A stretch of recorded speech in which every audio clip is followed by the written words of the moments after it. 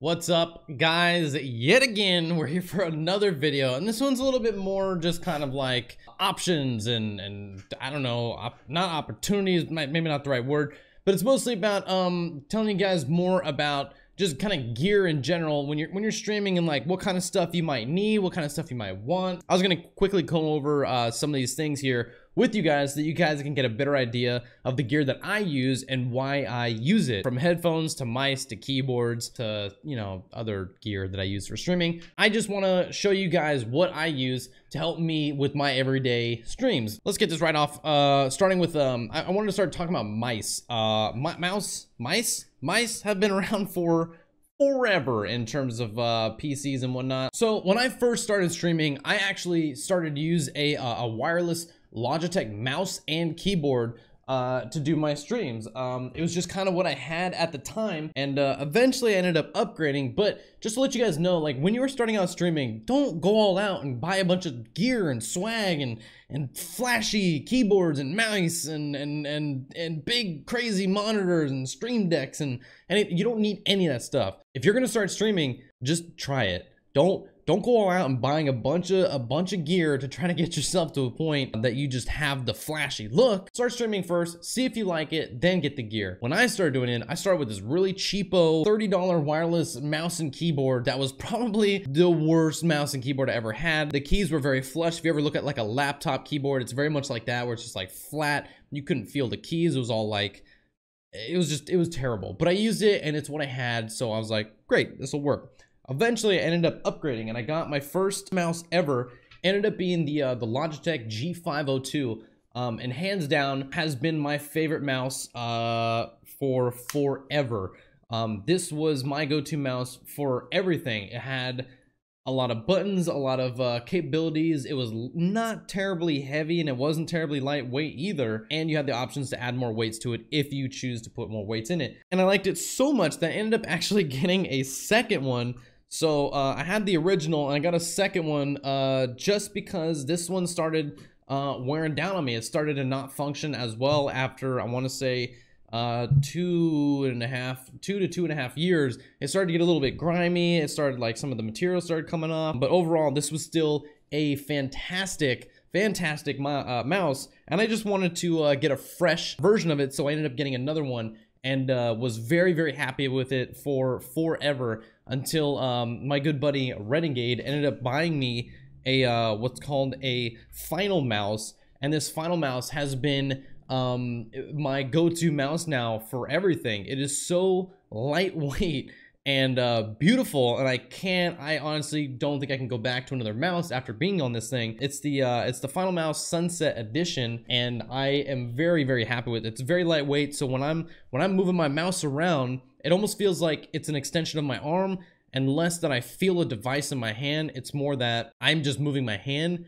Everything comes down to how I move my hand versus how I have to drag my mouse around. It doesn't feel like I'm holding a mouse, and it fits so nicely in my hand, and you don't need any external programs for this thing. Literally, you just have a couple button presses here for DPI changes. DPI being how sensitive your mouse is. 200 is a low DPI, you know, 4000 is a high DPI. I don't know all the DPIs on this thing. I think it goes from 200 to 400 to 800 to 1600, something like that. Great mouse. I have not been more happy with a simple mouse ever. So if you guys ever get a chance, highly recommend it.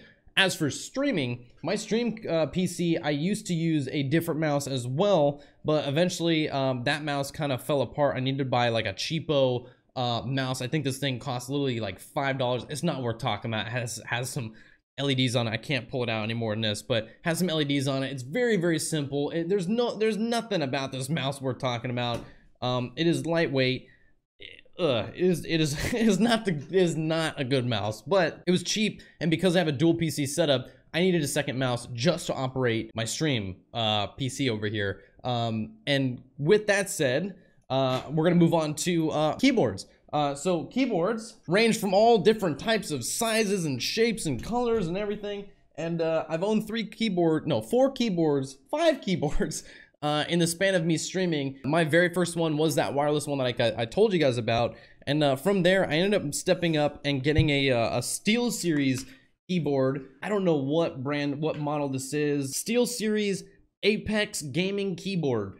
I got this thing and I thought it was just cool. It had some like LEDs on the side. I was able to change like global colors. I wasn't able to change every single key, but I was able to have a nice giant keyboard with like some macro buttons, and everything was on here that I could have wanted. Even more so, there was just so many macro keys, man. It was insane. This keyboard was great, and then it started kind of messing up on me where I would type, I think like the H or J, and it would double type it every now and then, and I just got really tired of it. So I ended up demoting it to my stream PC for a while, and this was my stream PC's keyboard for a long time. But as you can see, like, this is my head, and this is a huge keyboard. This thing is massive. It's almost the length of my arm.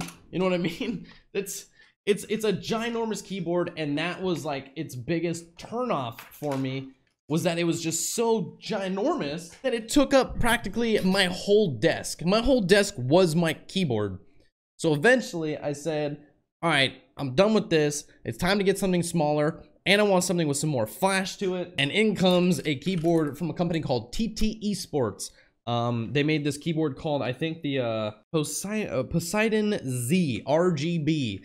It's from TT Esports, and yeah, man, I mean, it was a hell of a keyboard. I used this thing for forever. It had a beautiful color scheme, like every single key would like change colors and everything, and I thought it was like a huge step up. I thought it was this huge, flashy looking keyboard, and it was compact. It was small. You know, when I look at this keyboard, you know, compared to my last one, you can see how much space I'm actually saving right there. That's all that space that I get back on my desk. And not only that, but like, I thought it was cool for a while to have a mechanical keyboard. If you guys don't know what that means, if you type on your keyboard, if I bring back out my old keyboard and I click these keys, like, you can't really hear it unless I sit here and like tap on it while I'm talking.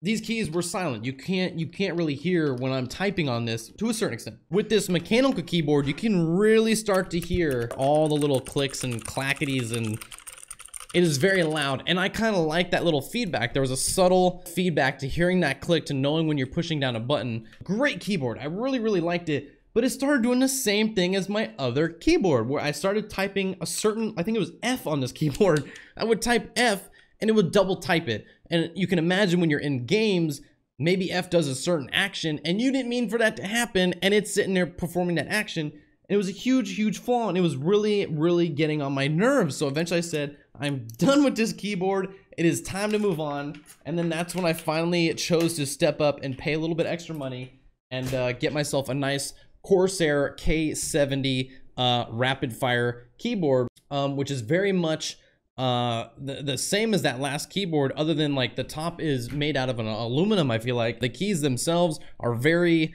quiet. You know, you can't really hear it. You can hear it a little bit, you know, if I get closer. There's no click. It's just more of just pushing down a key. And that's what I wanted. I wanted a keyboard that got rid of the mechanical part, because when I'm playing games and as a broadcaster, I don't want them to hear all my click, click, click, click, click, click, click, click, click, click, click as I'm playing. That's not my style. There are some viewers and some broadcasters out there that like that style. That's not me. I don't like it. I hate that sound. I don't need to hear clickety clackities while you're gaming. I get that on my own time. I don't need that. I just need you to play your game and to do your thing. That's just not for me. It's not for me. But this keyboard is beautiful. I love it. I've had no problems with it, other than it collecting dust, but like, I can clean it. Just get a little can of dust off and done, fixed. This keyboard has got me through a lot, and I'm very happy with it. And it's very simple. It has a lot of flash. You can individually select. Each one of these keys can be its own individual color, and it's awesome. You can really customize this thing to the fullest, and it's great. It comes with a program. You install the program, and you can literally customize it to do whatever you want, where you hit a key and it just rainbows out from there like a droplet in the water or something like that. Now for my stream PC, I ended up changing things up, and instead of getting a regular keyboard, I wanted to do something a little bit different. So I got this thing from iClever, in which I was like, I need something small and compact. Not only do I want that, but I also want it to be wireless. And out comes this keyboard I found on Amazon for, I think, $20. And this keyboard has been phenomenal. I really enjoyed this keyboard. It's not super flashy or anything like that. It's very simple. It has like 3 colors to it, I think, and it's wireless. I wanted something that was small that I could like leave over on the side, save desk space. I fold it up, shift it over to the side, and when I need to use it, I unfold it, type what I need to type, and then that's it. So I literally only use this keyboard for my stream PC, and if I need to, I can bring this on the go. I think it's Bluetooth connectable, so I can like sit here and connect it to my phone and type with this if I choose to. So that's kind of cool. Those are my keyboards, those are my mice, and I thought now I could maybe go over and start talking about some other gear that I own. One of them being this cool device called a Stream Deck. This Stream Deck I've had for maybe 6 months now, and this thing has been awesome. And I'll tell you what I used before this, but basically this allows you to change scenes with the touch of a button, or to maybe mute my microphone. So when I'm talking and all of a sudden you can't hear me when I mute, I can also program it to run an ad from here when I'm streaming. I can totally change the setting and get to all these programs that I have that I only use for streaming. So they're all at like a quick button press away to just open this program, open that program, open this up, create a clip, open my mic program. And I even made a custom little wallpaper version where I colored these tiles all out. They have like an application on their website to do it. Basically, I use this at its very bare bones, but this thing has so much power to it, but it's given to me that I'm gonna keep using it because it's great. This has so much power to affect your stream. I recommend you go to Stream Deck's Elgato. It's from Elgato, the company that makes the capture cards and other things. But they make a thing called Stream Deck. I highly recommend you check it out. It's a great product. And they also make a mini version of this. So right now, this is 3 keys by 5 keys. So there's 15 buttons here, but not only that, you can endlessly keep adding more and more by using folders. So my 15 keys, by tapping one button, now I have another 15 keys, and I can tap another one and go another 15 keys, and you can just keep going down these little tunnels of folders. I mean, granted, it's gonna be annoying at some point, but that is a way to get yourself some extra perks to your OBS or your stream, or to open up programs and just make your streaming life that much easier, where you can set this up to just flash an image or put up a GIF on your screen, or do a lot of different things. It's very powerful, and I recommend you guys check it out. I think it's like 120 bucks or something like that. It's great. Before I used the Stream Deck, I had this keyboard, that wireless keyboard that I had earlier for my stream PC. I didn't mention, but it didn't come with a number pad. And I purposefully got that keyboard because it didn't have one, and that allowed me to get an external number pad, which I use as the same thing I use the Stream Deck for at its very basic form. So, you know, the Stream Deck here allows you to change scenes and do all that stuff, but that's what I used to do with this thing. I would assign in OBS, you know, 1 through 9 to be certain scenes, and then, you know, my divide or my multiply, my plus and minus, that would all do different things like mute my mic and all that kind of stuff. And right now I'm using it as a failsafe, that if my Stream Deck goes down, I still have something that I can use to change scenes and quickly fix things that I need to fix. But this thing has been a part of my stream for forever, and when you run a dual PC setup, if you don't need that keyboard on your your stream PC's keyboard on your desk, this is a really good option. You just get a little USB extension on this thing, and you can run it all the way to wherever your stream PC is, have this sitting on your desk somewhere, and just change scenes using your numpad. It's very simple. Inside of OBS, you can set custom hotkeys to change scenes, or you can make it so your mic mutes on and off, or you know, whatever you want. There's a lot of capabilities with having just a USB, and I think this thing costs like $5 or $8 or something like that. Very, very cheap and very, very handy. Because you don't need the whole keyboard for while you're streaming. When you're streaming, you rarely need to go to your stream PC and type things in, depending on how you stream. But for me, I never needed to type anything, so this was all that I needed in order to scene swap, mute things, fix things, and this is like the very bare bones basic version of a Stream Deck, and I'm sure there are programs out there to actually like mod this to make it so that you can make these into macros and actually do the exact same thing a Stream Deck does. But a Stream Deck is just way more flashy, way more pretty, and is just an amazing product. So I still recommend Stream Deck. But for those of you guys that don't have that kind of money, I think it's like 130 bucks. If you don't have that money, get this little $5 cheap thing, or just keep your keyboard on your desktop and call it a day. But this thing is great. I highly recommend it. It's a good product. Manhattan, I guess, is the company of this thing, but this is great. Get this. If you don't want to get a Stream Deck, this will be worth it. And at least it's something that'll help you easily transition between scenes. Maybe you don't do scenes. That's your call. And you know, you can choose to do that whatever you want. But I choose to have scenes. I have a lot of them. I have about 10 scenes right now. So I utilized every single one of the keys on this thing, and yeah, I recommend you get it. Okay, so on to the next part. One thing I wanted to talk about as well in terms of gear is headphones. A lot of people like different headphones for different reasons. Some people are very audio sensitive, where they need to hear the best of the best quality, and those guys will be spending a lot of money on their headphones. I, however, I have like a budget around $150 to $300 to spend on headphones. So I chose to go with the Astros. This company's been around for a long time. It's kind of considered like a gaming headset. It comes with a microphone, which is not, I don't have it here right now, but it comes with a microphone, and so it allows you to have an all-in-one system to communicate. So let's say you don't have a nice microphone, you still have a mic on your headset. So when you're wearing these, you know, you have your little headset come out and you're able to talk. And I like these things. This has been my go-to headset for ever since I started streaming. These, well, no, I'm sorry. This was the first purchase for headphones I ever made. I did have a previous set that I got from my father, which was some old headphones that were beautiful, but then the driver inside or something like that ended up messing up, and it started crackling and being really nasty. So I finally upgraded to these Astro headphones, and you know, they got some customization on it. So you know, you can customize these little panels and whatnot, and get your own logo on there, whatever you want. They have a bunch of different colors, and they also have wireless. These are Astro A40s. They have very good bass in terms of what I like. They have a lot of good quality there, and these are what's considered open back headphones.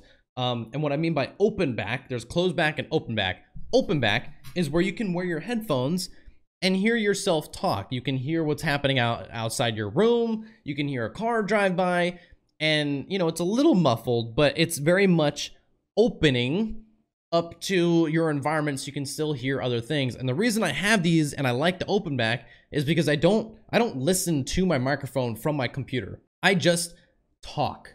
I can't hear how I sound to you guys. There's a lot of things I can't do unless I record like I'm doing right now and then play it back later.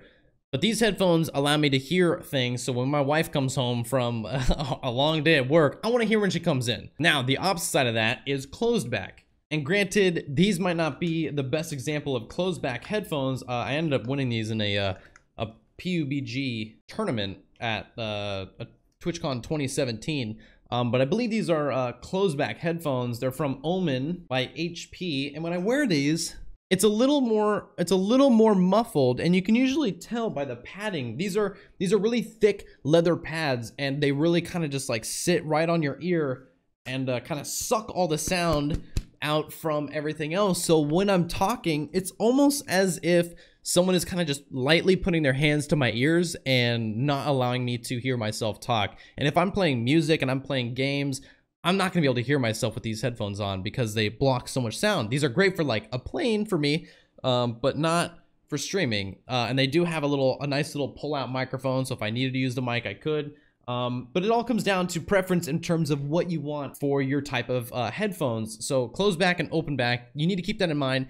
If you can listen to your microphone and you like to do that, that's one thing you can do. I like to hear my own actual voice, and I like to hear things that are around me, like my cat's fighting in the next room, and so I can take care of business. That maybe my microphone won't pick up because I use so many filters. So I stick with the Astros. They're a great product. I might be getting some HyperX, wireless HyperX headphones soon from the company.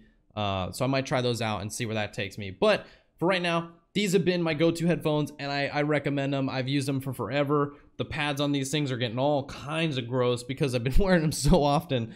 They're getting all sweaty and whatnot. I'm sure I could probably clean those, but I'm way too lazy. But so they're great headphones. So you got to think about that. And some people, maybe you have like a flashy hairstyle and maybe want to wear earbuds, and that's another option to go. I haven't really found any good earbud headphones that I can use for an extended period of time to stream with and have good audio. I haven't come across a good pair of small earbuds that I can sit there for 8 hours, because I stream 8 hours a session. I have not found good headphones to be able to do that yet. So I've been using over the head, headphones, which I love these things. I mean, the amount of bass I get from these things, if I crank them up, is great.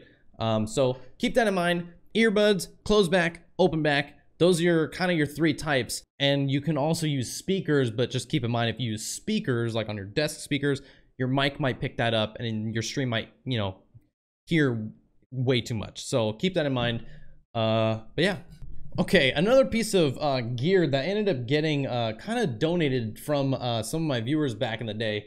And it's something some people might find more flashy than anything else, and that's gaming chairs. I've had this gaming chair from DX Racer for almost my entire streaming career. I think I got it, like, I ended up getting it like 6 or 8 or 9 months after I started streaming. And let me tell you, it is not for flash. However, there are some that are for flash. That is from Amazon right there, very cheap. I think this was like $100 chair that I got for my wife just so she could come in and sit next to me and maybe we could game together at some point. Because she's not in here sitting for 8 hours like me, I decided to get her just kind of like the cheaper gamer chair, because you don't really need anything fancy when sitting for a small amount of time. But let me tell you the differences between these two products right here. You have a company that specifically goes out of their way to make comfortable chairs that you can game in, that keeps a good posture, like DX Racer. They're a great company. They made great chairs. I've sat in a few of their other products, and they're all very comfortable. The whole thing about gaming chairs is that you are gaming for an extended period of time. And with my old chair, I think it was like an old office chair that I ended up getting from a film shoot that I worked on. I did a job at a Ford dealership that was going out of business. So they were just like, there was free chairs. Like, hey, you want to take a chair? I was like, yeah, I'll take a chair. So I took a chair from them. It was like this wide seat, this fat back and everything. And it was great. It was very comfortable, but not for an extended amount of time, where afterwards I felt fatigued. My back didn't feel good. My arms didn't feel good. And I was always shifting, and I could never find the right place to be sitting. And so eventually I was telling people, I was like, man, I would love to get a gaming chair at some point. And a few people from my channel ended up donating me the money to get my gaming chair. And I ended up getting it, and I have not been unhappy since. This thing is fucking amazing. I love this chair. And it still even holds up today after 2.5 years of sitting in it. This thing is lovely. It's a lovely chair. It's DX Racer Formula 0 series. It's beautiful. It has, you know, a little pad for your back to keep your back all nice and keep your posture going and everything, which you don't have to have the pad there. I know some people take it out. It does come with like a little pillow, kind of like what this one has here. You know, it's got this little pillow thing. I never liked it. I don't like having things on the back of my neck like that. So I ended up pulling mine off. I don't like the pad. I don't like having that little pillow behind my neck all the time. But I have to recommend getting a gaming chair that is of a good company. Don't just get a cheap one. If you're going to be gaming and streaming for a long period of time, a gaming chair, a gaming company chair that knows what they're doing, like DX Racer, and there's many other companies out there, I highly recommend you get yourself one, because it is going to save your back, it is going to save your posture, and everything about it is it's great. Get it. Get a gaming chair. They're great for extended periods of time. You don't need one of these if you're going to be sitting for an hour. Sure, you could do it, but you don't need it.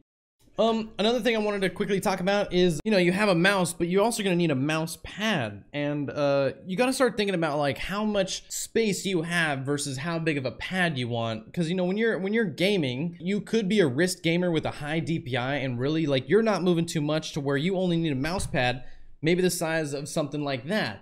And a mouse pad this size might be just perfect enough for you to sit there and game on, and that might be enough room for you. I ended up going with this DX Racer pad that came with this chair actually, and it was a much bigger pad, and it gave me a lot more flexibility in terms of be able to move and have greater range of flexibility on what I use for my DPI and sensitivity, and it allowed me to have bigger swipes. I eventually got to a point where I was going off of my mouse pad, and I was like, man, I got to do something about that. So I went from this to this. So this thing is literally massive. It's a huge pad. I should probably watch this. It's a huge pad. I've been using this thing for less than a year now, and this thing is absolutely phenomenal. It allows for so much room on my desk to have a nice smooth mouse pad space for my mouse. I can swipe all over this desk, man. And it's great. It allows for more of a comfort situation where I can rest my hand on it nicely. So my desk is a hard surface, and I'm not really a big fan of hard surfaces with my mouse. They do make mouse pads out there with like a very laminate top to be able to have that plasticky feel on it, but it's not for me. I really like the cloth feel, so when I'm moving my mouse around, it just feels better for me. And yeah, so you got to figure out what kind of mouse pad you want, and maybe your desk is designed to allow you to use your mouse on the desk. You got to figure that out on your own. I personally love these big mouse pads. I think they go for about 15 to 20 bucks on Amazon. I got a straight black one here, and they have all sorts of patterns and colors and whatnot on it, so check it out. I'll put it in the description down below so you guys can maybe check it out if you'd like it. But it's a great mouse pad, and it is huge, man. It is huge. It's like 37 inches by like 15 inches or something like that. It's ginormous. Okay, so when it comes to playing games, you're gonna need a screen, right? You're gonna need a TV or a monitor. And when I first started out, I had this Acer monitor. This was the monitor that I used. It's I think it's a 23-inch Acer monitor, and this thing was perfect for me. It was very slim. I could fit on my desk. I had 2 of these at the time, and now I use one for my stream PC only. But this thing was great. It's a 60 hertz monitor. It's nothing fancy, but it'll get the job done. And it's a nice little small flat monitor with a nice stand. It's got a little magnetic place down here so you could drop your change or whatever else is magnetic. Change it. That's not magnetic, is it? So what that comes down to is the hertz and the resolution. These monitors that I just showed you, it's a 1080p monitor. You all know what 1080 is. Hopefully I don't have to say what 1080p is. It's a resolution. So it's a 1080p monitor, and I eventually was getting to the point where I was hearing everybody talk about these like higher hertz monitors, higher refresh rate monitors. And when you get a monitor, you want to look for the refresh rate first. You want to make sure that the refresh rate is very, very low. A low in terms of milliseconds, they'll calculate it by. So anything, I think, under like 6 milliseconds is going to be okay to game on. Anything above that, and you're going to risk when you make a move on your mouse, there's going to be a very subtle, slight delay on your screen.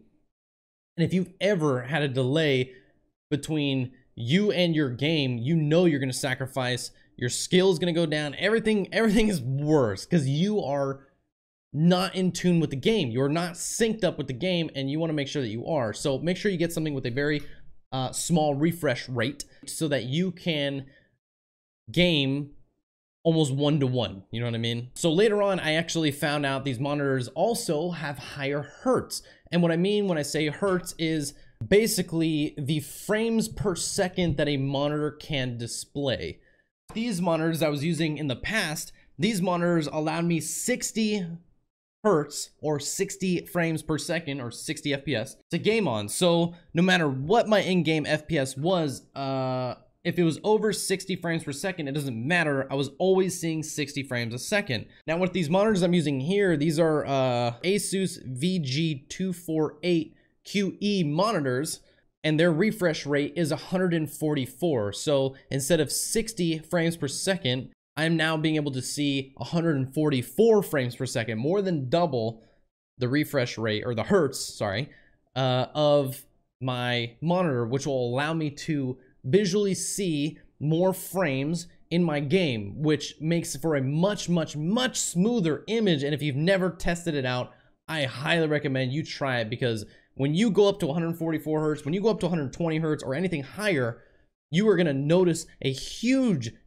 difference in terms of the smoothness of your display. When you are gaming on a game that is giving you 200 FPS in game, and your monitor allows you to see 144 of it, you are going to notice that it is smooth as silk. It is like butter, and it is a huge leap from going from 60 FPS, because you have 60 frames every second, right? And now you're allowing yourself to have 144 of those frames in the same time span of 1 second. You were able to see a lot more. Instead of if I throw my arm this way and you were to watch that in playback on this video, you would see my arm here, and maybe more in between. But on 144 hertz displays, imagine seeing that with your eye, but instead of getting all those little points, imagine now within that same 1 second time span that you see here. So you're never jumping from spot to spot in terms of whatever's on your screen, but now it's almost like a more smoother motion. So you'll see most of these TVs coming out now with like true motion and all that stuff where it makes everything look like a soap opera because everything is so smooth and realistic. That is what that is. It's giving you more frames per second to display your content on, so it makes everything a much smoother image. And it's great. Oh man, I can't recommend it. Oh man, 144 hertz or higher. Do it. You will not be disappointed. Some other pieces of gear that I have in my PCs are things like capture cards, and I'm sorry for this being mirrored. I've always had my OBS set to mirrored here, but this is a capture card. This allows me to take a signal like my Xbox or my other computer and input it into this, which would then inject it into my stream or my OBS for people to see what I'm looking at. It's a capture card. But this allows me to capture 1080p at 60 frames per second and send that to my my OBS for the stream to see. This monitor, these two monitors that I have right now, because they display 144 hertz, the capture card is only gonna get 60 frames per second, meaning it only sees 60 hertz, meaning I'm not gonna get the full effect out of my capture card because it's limiting what my image is out to my capture card. So what I ended up doing is getting another capture card, and this capture card here from AverMedia, it's called the AverMedia Live Gamer 4K. This will see up to 240 frames per second at 1080p. So what that allows me is to uniformly have 144 hertz across all of my monitors, in terms of considering this is a monitor because it's a capture card, but for my game PC, I'm treating it like a monitor. I'm just cloning my game monitor to this, and that's how the stream sees it. So basically, I'm injecting an HDMI signal into this from my game PC, and it is seeing the 144 hertz that I'm sending to it, and it's putting it into OBS, and then OBS is transferring everything into 60 frames per second. Let's say in the future, you're allowed to do higher frame rates on Twitch. Let's say you can do 120 FPS on Twitch. This will allow me to send that signal to Twitch at 120 FPS, which is huge. I just got this, I put it in, it's great. This thing's able to record 4K, I think up to 60 frames per second, and it even has some HDR features in there. Highly recommend this thing. It's cool. I think it's like 180 bucks or something like that. I can't remember. Those are my two capture cards right now. I have a third capture card called the AverMedia Extreme Cap U3, which I'm using to capture this camera right now. And if you guys want to know more about my cameras and cameras in general, I did a whole camera tutorial in this same video series if you guys want to check that out. So go ahead and check it out. But other than that, not much else I want to talk about here. Appreciate everybody being here and watching. Do I talk about the slider?